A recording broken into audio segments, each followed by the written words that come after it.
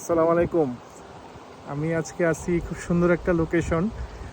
এটা ক্যালগেরির শহরের মাঝখানে যে বৌ রিভারটা, তার পাশে একটা পার্ক।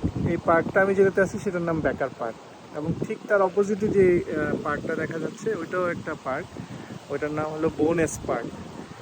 আজকের আবহাওয়াটা খুব সুন্দর, ঝিরিঝিরি বাতাস, টেম্পারেচার এখন 16-17 ডিগ্রি। আর নদী তো এখন যেহেতু সামার, প্রচুর পানি, বরফ গলা পানি, তীব্র স্রোত, একদম টুইটুম্বর বো রিভার।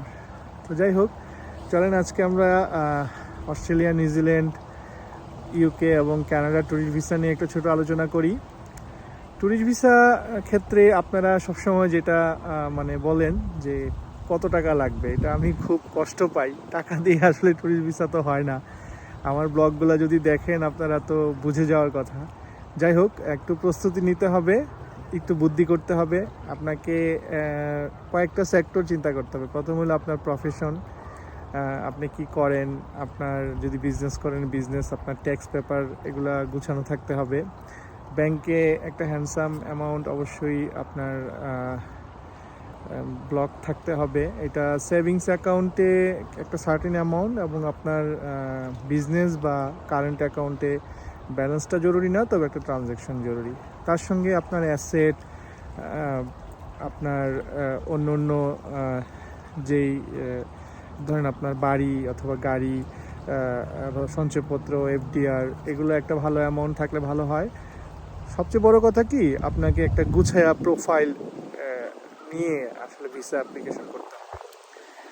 আর রিসেন্টলি আপনার ট্যুরিস্ট ভিসা নিয়ে অনেক কথাই বলা শোনা যায় যে ভিসা হচ্ছে না বা ভিসা কঠিন হয়ে গেছে। ভাই, আপনি যদি প্রোফাইল ঠিক মতো দেন, ট্যুরিস্ট ভিসা কখনই বন্ধ হবে না, হবে ইনশাল্লাহ।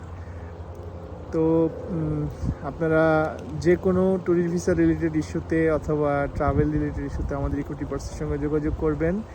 আমাদের ইকুইটি পার্সের ঠিকানা তো সবসময় বলি, গুলশান 1, হাউস 36, রোড 117।